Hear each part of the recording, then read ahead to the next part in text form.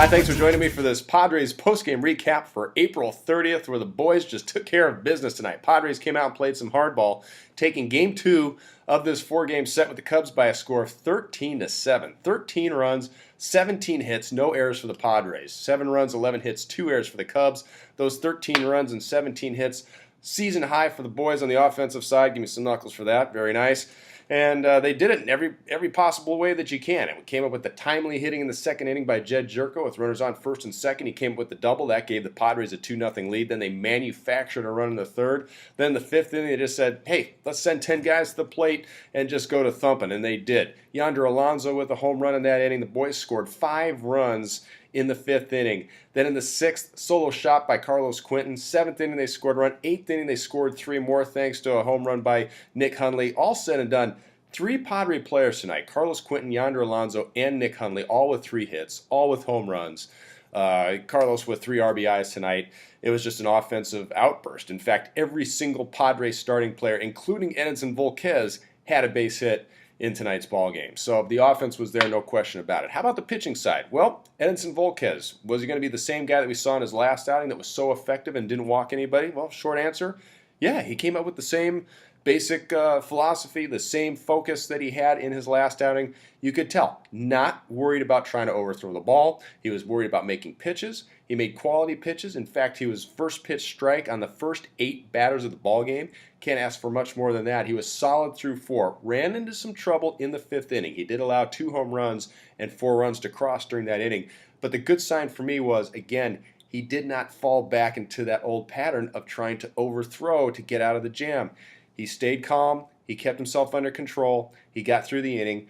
Ran into some control problems in the 6th. He loaded the bases with 2 outs. Dale Thayer had to come in and relieve him. Dale got his man out, got out of the jam. So, kind of a mixed outing for Edinson and how it ended. But all in all, I'm still positive. I'm still upbeat about it for the main reason that you could tell he came into the game with 2 things. A philosophy of making pitches, not trying to overthrow the ball, hitting spots. He did that very effectively for at least 4 innings. And number 2, he's been working on some mechanical things with his hands, trying not to break them too far away, a little bit closer to his body to help him stay straighter on his target. You could tell he was working on that. He's not falling off as much. He's just so much more consistent in the zone with his fastball, his changeup, and his breaking ball tonight. So all things considered, I think, again, Edinson Volquez moving in the right direction. That's a great sign.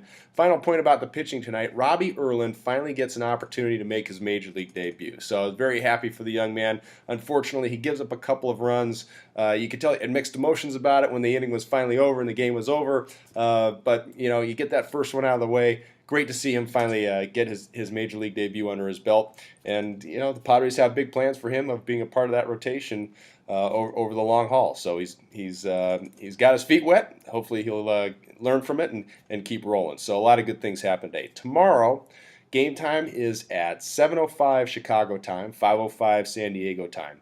It will be, who do we have going tomorrow? Andrew Cashner going up against Scott Feldman. Good matchup.